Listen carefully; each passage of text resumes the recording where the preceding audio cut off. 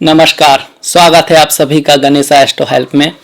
और मैं हाजिर हूँ आपके सामने लेकर कुंभ राशि का, कुंभ लग्न का सितंबर का मासिक फल, राशि फल देखेंगे। जीवन के किस एरिया में क्या उतार चढ़ाव आएंगे, क्या सावधानियां हम बरत सकते हैं। तो चलिए शुरुआत करते हैं। देखिए, इस तरह से दिखती है आपकी कुंडली और मैं हूँ आपके साथ आपका डॉक्टर दिलीप। देखिए, यहाँ पर पहला घर है ये आपका, ये कुंडली का, इसमें कोई ग्रह नहीं है, दूसरे घर में भी कोई नहीं है। तृतीय भाव में मंगल बैठे हैं।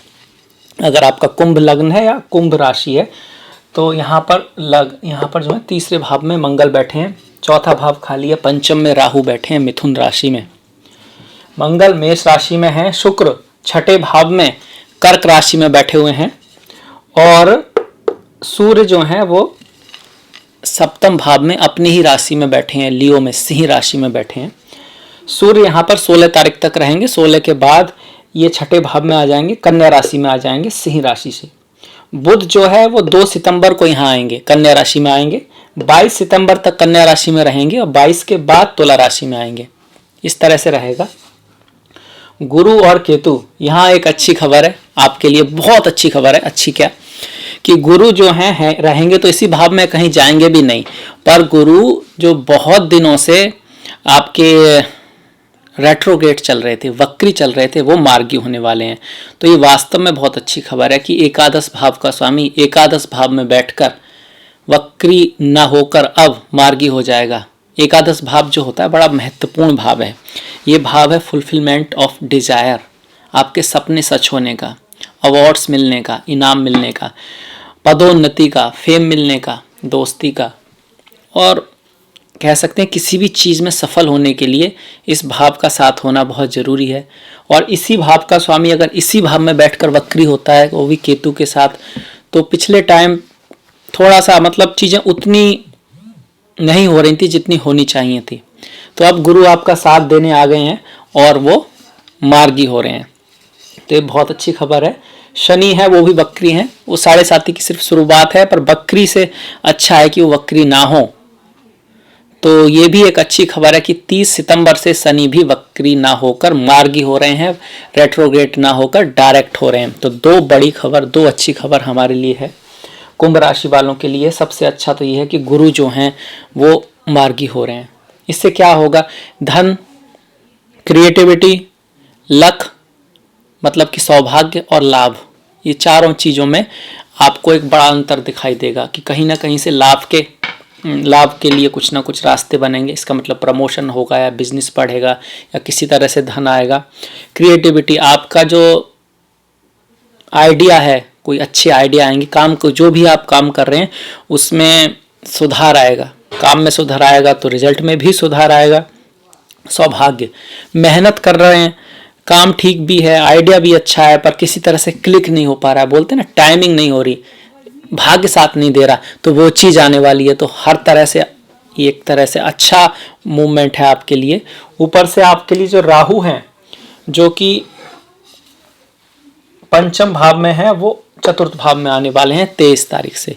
इसके बारे में मैंने अलग से एक वीडियो बनाया हुआ है, पूरा राहु केतु का महापरिवर्तन। बहुत इंपॉर्टेंट वीडियो है क्योंकि शनि के बाद राहु का जो गोचर है वो सबसे महत्वपूर्ण होता है। तो जरूर देखिएगा, उसका लिंक शायद एंड में आएगा, मिल जाएगा आपको। राहु केतु का महापरिवर्तन कुंभ राशि, कुंभ लग्न के लिए।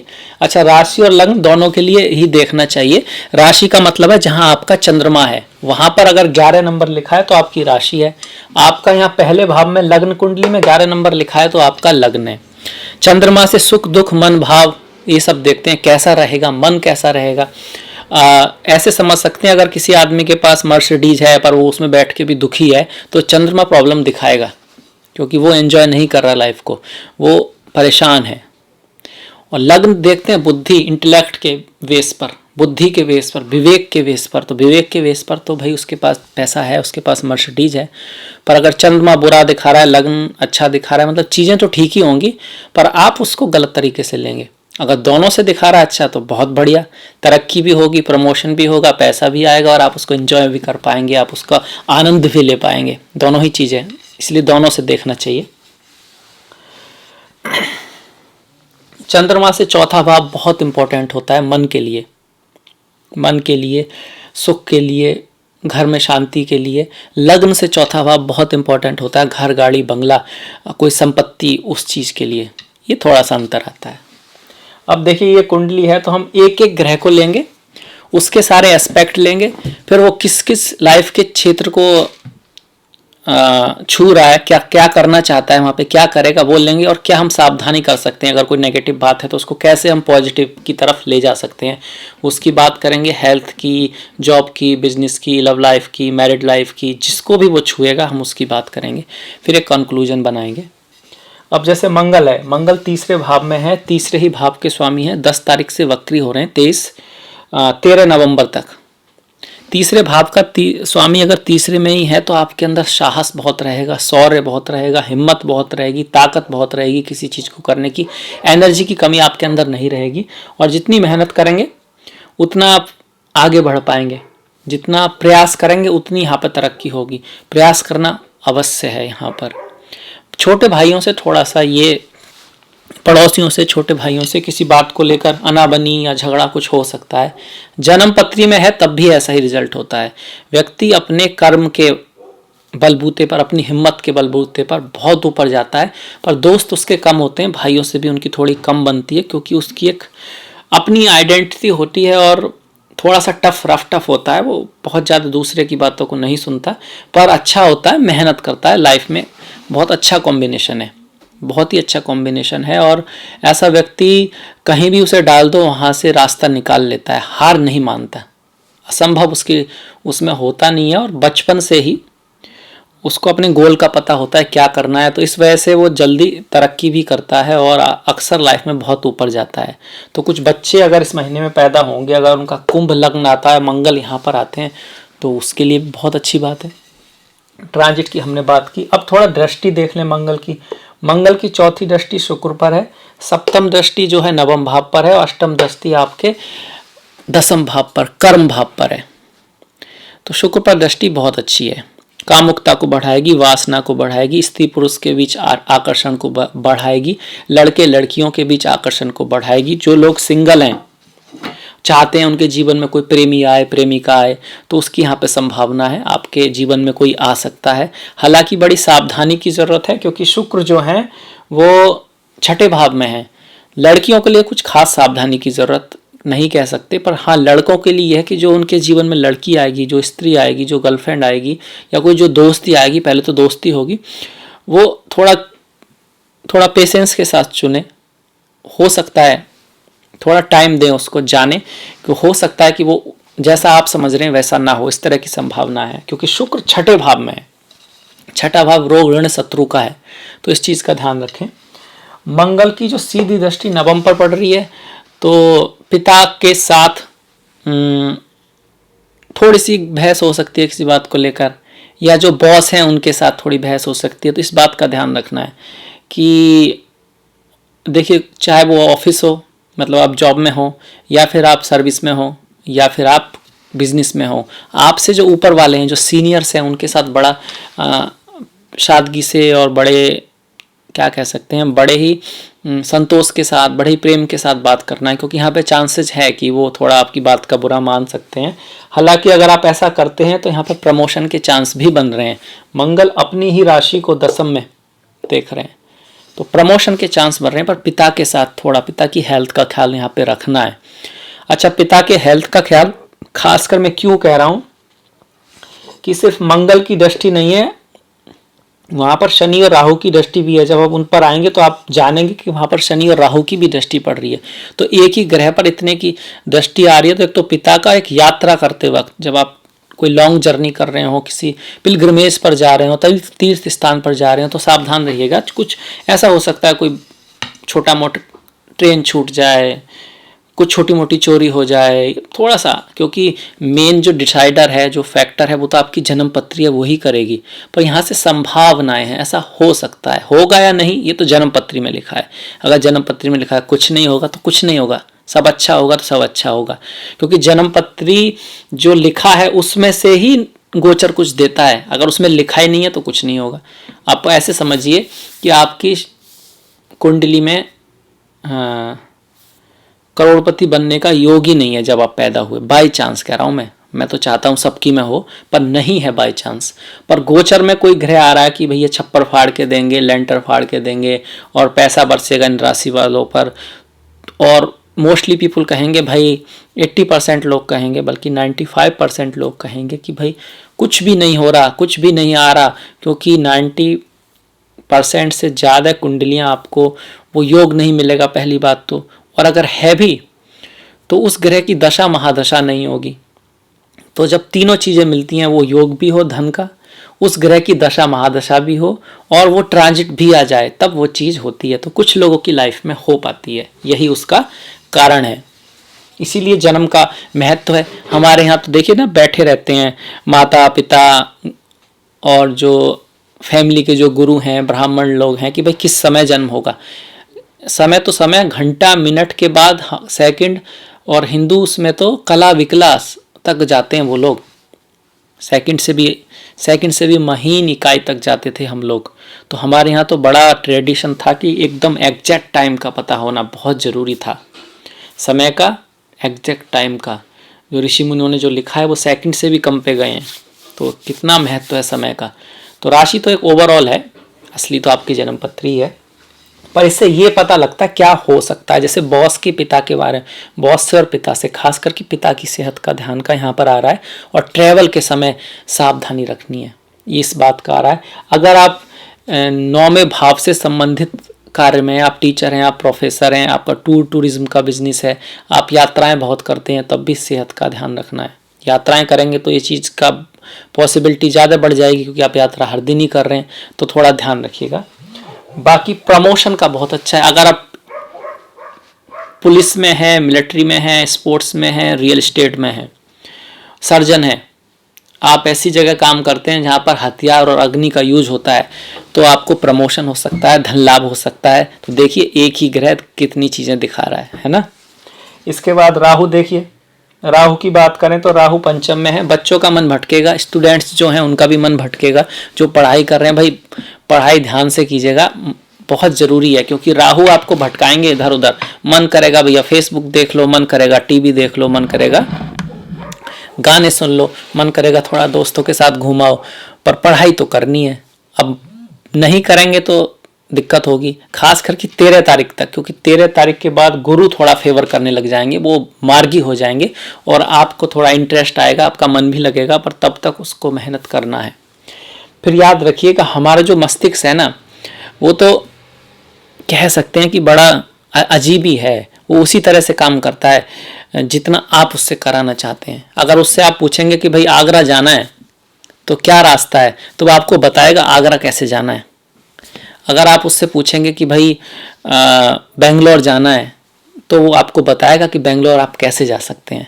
अगर आप उससे पूछेंगे कि मुझे तो भाई न्यूयॉर्क जाना है, लंदन जाना है, या मॉस्को में जाना है, वहाँ रहना है, या कुछ इस तरह का है, कोई भी प्लान हो, या करोड़ कमाना है, जो भी है, तब वो उस बात के बारे में सोचेगा, नहीं तो सोचेगा ही नहीं। और इसका मतलब ये हुआ कि गोल जरूरी है लाइफ में। अगर गोल ना हो तो रास्ता बताता ही नहीं है दिमाग, इस बात का ध्यान रखिएगा।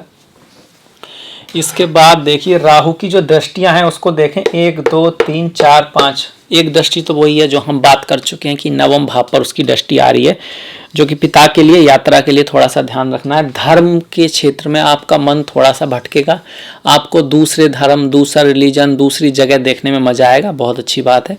पर ऐसे में आपको अपने गुरु, अपने धर्म को पूरा जाने बिना, उसके प्रति कुछ कह सकते हैं, उसको पूरा समझे बिना ये मत कहिएगा कि ये अच्छा नहीं है, वो बुरा है, या वो अच्छा है, हमारे में थोड़ा कमी है। क्योंकि हमारे धर्म में तो ऐसी कोई चीज़ है ही नहीं है जो ना हो।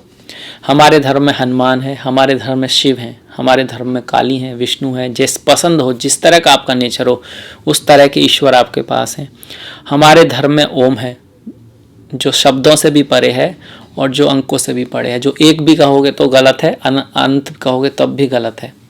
हमारे धर्म में हर वो फिलॉसफी है जो किसी धर्म में हो सकती है। हाँ, ये है कि सभी लोग पूरी तरह जानते नहीं हैं।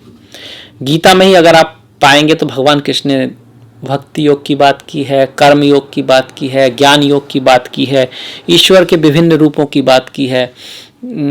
मूर्त रूप की बात की है, सगुण रूप की बात की है, निर्गुण रूप की बात की है, सब कुछ गीता में भरा पड़ा है। कोई पढ़े तो कोई समझे तो, यहाँ हर चीज है। राहु की जो केतु और गुरु पे दृष्टि है बहुत अच्छी है, बहुत शुभ है एक तरह से, क्योंकि गुरु की दृष्टि भी तो राहु पे आ रही है। तो राहु की जो नॉटीनेस होती है, शरारतीपन है, उसमें कुछ कमी आएगी खास करके 13 तारीख के बाद, और लाभ दिलाएगा यहाँ से। आपका जो नॉलेज है, एक आदमी चाहता है ज्ञान प्राप्त करना, लाइफ में कुछ बनना, कुछ बढ़ना, कुछ करना, उसके लिए राहु यहाँ पे मदद करेंगे, बहुत सारी मदद करेंगे।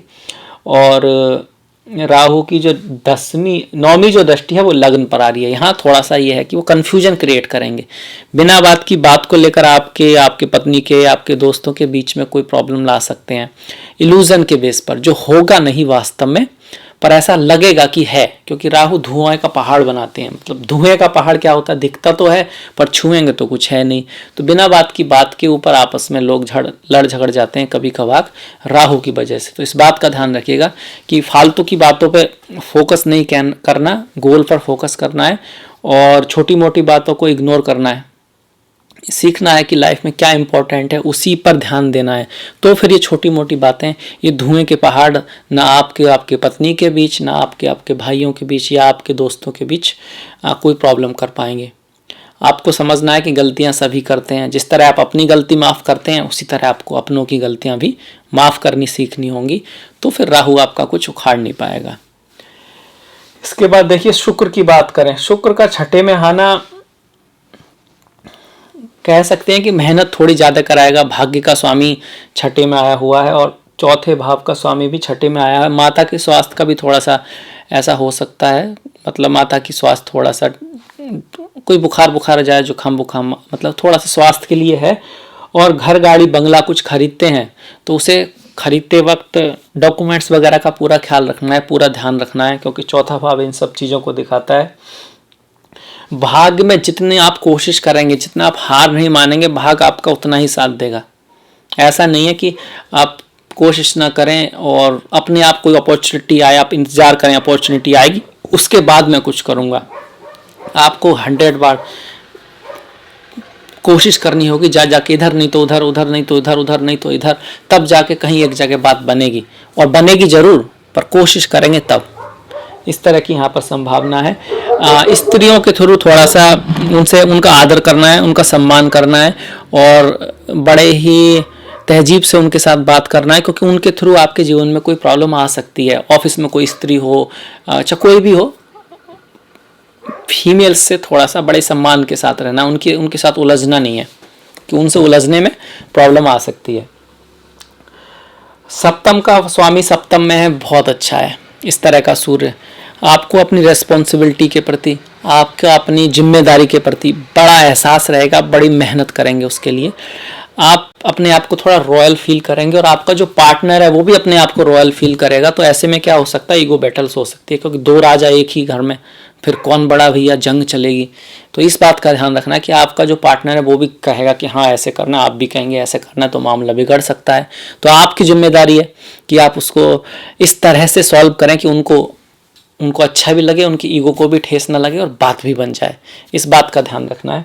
इसका किसी का अगर सूर्य इस तरह का जन्म पत्री में है तो ऐसा व्यक्ति बहुत उन्नति करता है, बहुत ऊपर जाता है, राजसी होता है खुद, उसको पार्टनर भी राजसी मिलता है और का किसी ऊंचे पोस्ट पर काम करता है और अपना पार्टनर भी वो देख के चुनता है कि भाई मेरे लेवल का हो। ये रहता है। बुध का छठे सप्तम भाव में 2 तारीख से 22 तारीख तक अपने ही भाव में बुध यहाँ पर बुद्धि को बड़ा ही शार्प बनाएगा, डिप्लोमेटिक क्वालिटी देगा आपको। आप बहुत अच्छी तरह से बात कर पाएंगे, चाहे बिजनेस हो, चाहे सेल्स हो, चाहे मार्केटिंग हो, चाहे रिसर्च हो, चाहे अकल्ट हो, चाहे एस्ट्रोलॉजी हो, कोई भी ऐसा टफ विषय हो जैसे मैथमेटिक्स है, फिजिक्स है, कॉमर्स है, आप बड़ा अच्छी तरह से प्लान कर पाएंगे, बड़े अच्छी तरह से चीज़ों को हैंडल कर पाएंगे। जन्म पत्री में अगर ऐसा है तब भी व्यक्ति अच्छा राइटर हो सकता है, उसकी राइटिंग में बड़े ही लॉजिक होगा और बड़ा सीक्रेसी टाइप का होगा, बड़ा ही अच्छा मार्केटिंग में हो सकता है, बैंक में काम कर सकता है और एस्ट्रोलॉजी अकल्ट वगैरह में भी बहुत अच्छा हो सकता है, रिसर्च में साइंटिस्ट हो सकता है ऐसा व्यक्ति। तो ये सब चीज़ें ट्रांजिट में थोड़ी थोड़ी सी आएंगी कि आपको इन चीज़ों की, आपके अंदर आपका जो दिमाग होगा बड़ा साइंटिफिक वे में काम करेगा, आप बड़ी चीज़ों की गहराई में जाएंगे, जानने की उनको कोशिश करेंगे। हालांकि ऐसे व्यक्ति, ये जो यहाँ पर जो बुध है वो बच्चों से और दोस्तों से थोड़ा आपको अलग ले जाएगा, कमी कर सकता है उनकी, क्योंकि बुध उनके कारक हैं और अष्टम में जा रहे हैं। तो ऐसे व्यक्तियों के दोस्त कम होते हैं और बच्चे भी उनके बहुत ज़्यादा नहीं होते। उसका कारण यह है कि वो किसी चीज़ में इतने घुसे रहते हैं, खुद भी उनके पास टाइम नहीं रहता, बहुत ही अपने फील्ड में बहुत ही घुसे रहते हैं, काम उनके लिए भगवान होता है, मान लीजिए, उसी में लगे रहते हैं। आपने सुना होगा ऐसे लोग काम में इतना डूब जाते हैं, खाने को ही भूल जाते हैं, पानी को ही भूल जाते हैं, बहुत ऐसे लोग होते हैं। तो जो लोग उस तरह की क्वालिटी देता है, काम में डूब जाना, अपने काम में बड़ा ही, उसमें इतना पैसे के लिए नहीं, उनका काम को ही ग्रेट बनाने का मकसद होता है। जब वो कुछ किताब लिखते हैं तो उनका मकसद ये होता है कि ये किताब दुनिया की सबसे अच्छी किताब हो। पैसे से उनका मतलब नहीं होता, पर काम वो चाहते हैं कि बेस्ट हो, बेस्ट में कंप्रोमाइज़ नहीं करते वो। और जब काम बेस्ट होगा तो फिर पैसा तो आता ही है उनके पास, वो रिजल्ट के रूप में आता है, वो चाहते नहीं है। पर हाँ, वो ये चाहते हैं वो जो भी करें वो ऐसा करें कि भैया सब देखते रह जाएं। ये उनका होता है कि काम ऐसा होना चाहिए कि लोग देखते रह जाएं। और जब वो इतना अच्छा काम करते हैं तो बहुत ऊपर जाते हैं लाइफ में, क्योंकि जब काम अच्छा होगा तो लोग तो उसे पहचानेंगे ही, और जब लोग पहचानेंगे तो लोग उससे जुड़ेंगे ही, और जिससे इतने सारे लोग जुड़ेंगे तो पैसा तो अपने आप आना ही है, फेम तो अपने आप आनी ही है, उसे कोई रोक नहीं सकता। तो ये बुध ला रहे हैं आपकी ज़िंदगी में, अचानक से लाभ भी ला सकते हैं, लॉटरी भी ला सकते हैं, और क्या बीमा, टैक्स, बीमे के थ्रू, और कह सकते हैं कि कुछ अचानक से धन, पैतृक संपत्ति से भी लाभ दिला सकते हैं। इस बात को याद रखिएगा। अपने आप ज़मीन खरीदने वगैरह में तो थोड़ा सा ध्यान रखना है, पर पैतृक संपत्ति के लिए अच्छा है कि घर में अगर कुछ ऐसा होता है बंटवारा सटवारा, तो आपको उसका जो शेयर है वो थोड़ा ज़्यादा ही मिलेगा, कम नहीं मिलेगा। इसके बाद देखते हैं गुरु को, जो कि अच्छे हैं और जो मार्गी हो रहे हैं, बहुत अच्छी खबर है।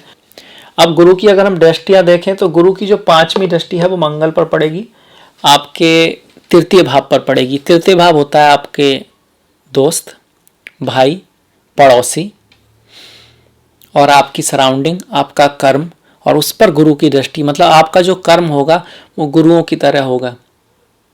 लोग आपसे प्रेरित होंगे, लोग आपके साथ रहना चाहेंगे, लोग आपकी बात मानेंगे। जैसे कि यहाँ बैठा मंगल आपके भाई से रिलेशन को बिगाड़ने की कोशिश कर रहा है, थोड़ा सा गुरु बनाने की कोशिश कर रहे हैं 13 तारीख के बाद।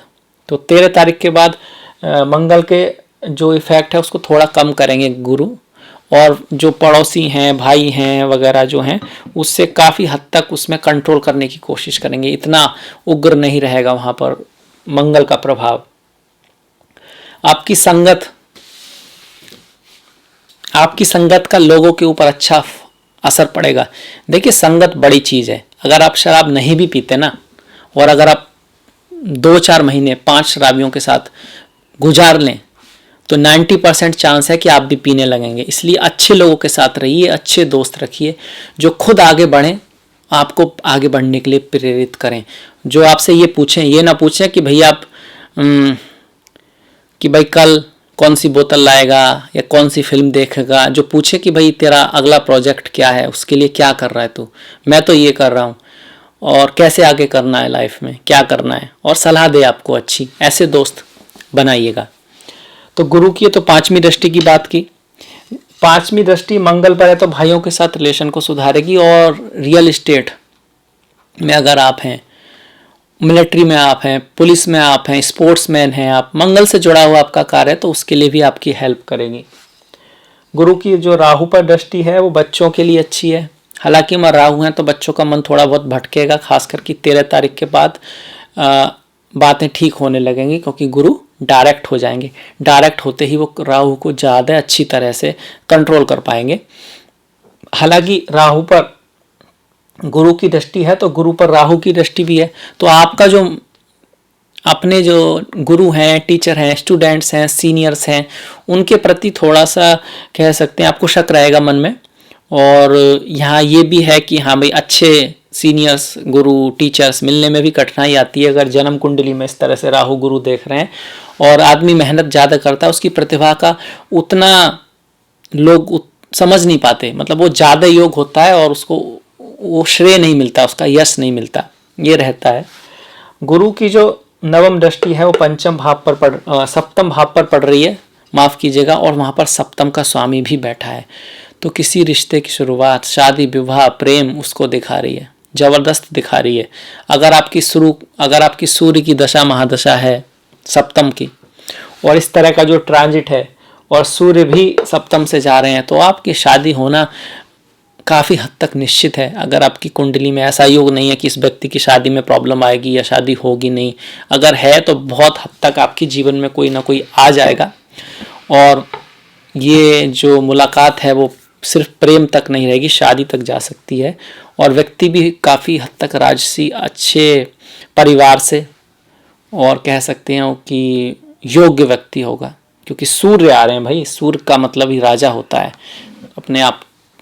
अपने आप में कह सकते हैं इंडिविजुअलिस्ट, अपने आप में भरोसा करने वाला स्ट्रांग व्यक्ति होगा, चाहे वो लड़की हो या लड़का हो, दोनों के लिए है। गुरु के बाद अगर हम शनि को देखें, देखिए शनि की 7.5 की शुरुआत हो चुकी है। शनि का 12वें भाव में गोचर अच्छा नहीं माना जाता है, ना लग्न से ना चंद्रमा से। तो शनि थोड़ा नुकसान तो करा सकते हैं, एक्स्ट्रा खर्च करा सकते हैं, व्यक्ति गलती कर सकता है, व्यक्ति नशे वगैरह की तरफ जा सकता है, पर व्यक्ति अध्यात्म की तरफ भी जा सकता है, व्यक्ति का थोड़ा मन मेडिटेशन, योगा, भक्ति की तरफ भी जा सकता है। तो ये इसका दूसरा एस्पेक्ट है। यहाँ से ये ट्रिक निकल कर आती है कि आप काम के साथ साथ थोड़ा सा भक्ति, योगा, मेडिटेशन करें, थोड़ा गरीबों की सहायता करें, तो ये शनि की एनर्जी बैलेंस रहेगी। बजरंग बली का पूजा करें, हनुमान चालीसा पढ़ें, बजरंग बाण पढ़ें, माता काली की पूजा करें, भगवान कृष्ण की पूजा करें, इनमें से कोई भी जो आपको ज़्यादा दिल के करीब हो उसकी पूजा करें।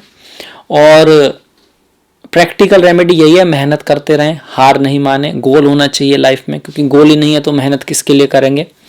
और फिर उसके लिए प्लान बनाएं और फिर उसमें देखें भाई, फिर उस गोल के लिए आप प्लान बनाएं। अब जब प्लान बनाएंगे तो आपको पता लगेगा कि ये चीज़ें मुझे सपोर्ट कर रही हैं, ये चीज़ें मुझे सपोर्ट नहीं कर रही हैं, तो उसका आप क्या सॉल्यूशन निकालेंगे। अब सॉल्यूशन निकालने के लिए फिर अपना एक टाइम टेबल बनाएं, क्योंकि आप 1 साल का काम तो एक दिन में नहीं कर सकते, पर इस हफ्ते में उस काम के लिए क्या करना है। सपना तो मेरा ये है, ये अचीव करना है, ठीक है, पर उसके लिए इस हफ्ते में क्या करना है, फिर इस दिन क्या करना है। हर दिन का प्लान होना चाहिए, नहीं तो दिन दिन करके साल खत्म हो जाएगा, आपको पता नहीं लगेगा, फिर आप कहेंगे कुछ हुआ नहीं। तो उसको आपको शॉर्ट टर्म में लाना पड़ेगा, हर दिन का एक प्लान बनाना पड़ेगा, और फिर आप पाएंगे कि आप जो चाहते हैं, आपके सपने, वो एक एक करके सब सच होने वाले हैं। 7.5 के अंदर ही, 7.5 के अंदर ही कि शनि तो यही तो चाहते हैं आपसे कि आप ये करना सीख जाएं। शनि चाहते हैं कि आप मेहनत करना सीख जाएं, आप प्लान बनाना सीख जाएं, आप काम करना सीख जाएं, आप छोटी मोटी बातों को फोकस ना करके अपने जीवन के लक्ष्य पर ध्यान केंद्रित करना सीख जाएं। और वो एक दिन के लिए नहीं हो, हर दिन वो हर दिन हो सके, इसके लिए आपको खुद ढूंढना पड़ेगा क्या करना है आपको। आप उसको कहीं लिख सकते हैं ताकि आपको याद आ जाए, फिर तो आपकी आदत में आ जाएगा धीरे धीरे। शुरू में आप कहीं लिख सकते हैं कि भाई सुबह उठ के उस पेज को पढ़ना है जो आपको मोटिवेट करता है, जो आपको बताता है कि जीवन में करना क्या है, क्यों करना है। क्यों करना बहुत इंपॉर्टेंट है, क्योंकि अगर अंदर से नहीं आएगा तो सिर्फ दूसरा कर रहा है किसी काम को, या वो अच्छा कर रहा है जॉब में या बिजनेस में, तो आप उससे अच्छा नहीं कर पाएंगे। आपका अपना रीजन होना चाहिए, आप किस लिए करना चाहते हैं, या तो आपकी वो पसंद है, या आपकी कोई ना कोई बात तो ऐसी होनी चाहिए जो आपको उसके लिए प्रेरित करे इस तरह से कि आपको बस जी जान लगा दें। तो फिर 7.5 में भी आपका डरने की कोई बात नहीं है। 7.5 में लोग बहुत ऊपर जाते हैं और आप भी जाएंगे, पर ये सारी बातें आपको फॉलो करनी पड़ेंगी। इसके साथ साथ वो जो लोग करते हैं भाई, गरीबों की सहायता करना, विकलांग लोगों की सहायता करना, पीपल को पानी देना। पीपल ईश्वर समान है, क्योंकि उसके जो गुण हैं वो सभी को देने वाले हैं, वो सभी को देता है, तो उसको ईश्वर समान माना गया है, जैसे कि गाय को माना गया है।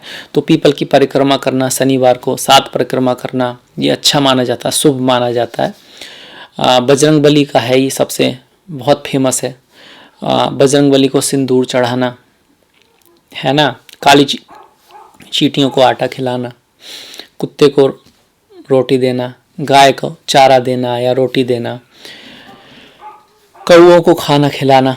वैसे तो ये हमारा कर्तव्य है। देखिए पक्षी हैं, उनके लिए घर तो हमने छोड़े नहीं। उनका घर था पेड़ पौधे वनस्पति, उन पे कुछ खाना आता था वो खाया करते थे, या फिर उनका एक इकोसिस्टम था, वो सब हमने नष्ट कर दिया। अब हमारे बच्चे सड़क, घर, बिल्डिंग, रेल, बस, कार। अब ऐसे में जो बेचारे पक्षी हैं, अगर हम उनका नहीं करेंगे तो कौन करेंगे? ये तो हमारा जिम्मेदारी बन जाती है, हमारा धर्म बन जाता है, कर्तव्य बन जाता है कि उनका करें। तो अपना कर्तव्य निभाइए। पक्षियों के लिए खाना रखिए, पानी रखिए। गाय को बड़ा रेस्पेक्ट दीजिए, वो आपको सिर्फ देती है और आप क्या कर रहे हैं? आपका काम कहाँ गया? फिर हमारा धर्म तो यही सिखाता है भाई, जो हमारा धर्म है वो तो यही सिखाता है कि जीवों पे दया करो, उनका ख्याल रखो। और अगर आप ऐसा करते हैं तो ये बहुत अच्छी बात है।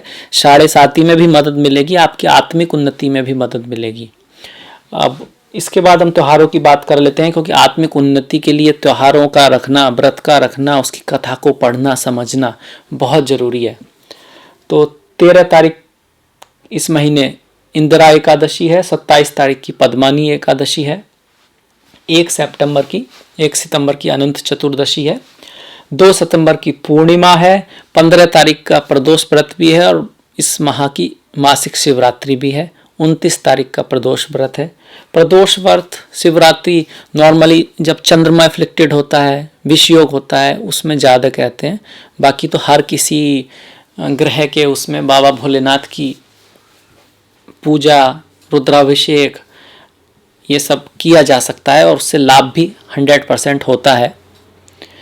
और 17 तारीख की अमावस्या है, 16 तारीख की कन्या संक्रांति है।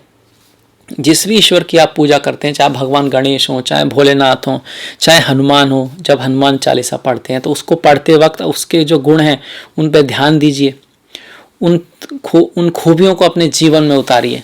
जैसे हनुमान अपने गोल के प्रति, अपने जो उनके लिए इम्पोर्टेंट था, भगवान राम इम्पोर्टेंट थे उनके लिए, तो उसके प्रति जिस शिद्दत से, जिस श्रद्धा से उन्होंने कर्म किया, अरे समुंदर लांगे भैया, पूंछ में आग लगवा ली, उसके बाद उनको कंधे पे उठा के इधर से उधर उड़े, कितना रिस्क लिया, फिर वापस ले गए। तो इतना श्रद्धा से अगर आप अपने धर्म के प्रति, अपने गोल के प्रति आगे बढ़ेंगे तो हो नहीं सकता कि कोई साढ़े साथी, कोई भी चीज़ आपके रास्ते में आ सके। पर प्रॉब्लम तो यही है कि हम बढ़ते ही नहीं हैं। इतना हमारे अंदर, हम हनुमान चालीसा पढ़ते तो हैं, उससे सीखते नहीं हैं। वरना चाहे हनुमान चालीसा हो, चाहे रामायण हो, चाहे महाभारत हो, उसमें इतना कुछ सीखने का है कि एक तरफ दुनिया की सारी मोटिवेशनल किताबें सारी, और एक तरफ अकेली भगवत गीता या अकेली रामायण काफ़ी है। उसको आप कहानी के तौर पर उसको बताया गया ताकि आप उससे मिल सकें, आप उसको जान सकें, उससे याद हो सके, थोड़ा सा मज़ा आता है इस तरह से। पर उसकी हर एक लाइन में बहुत बड़ी बड़ी शिक्षाएं हैं, जरा गौर कीजिएगा।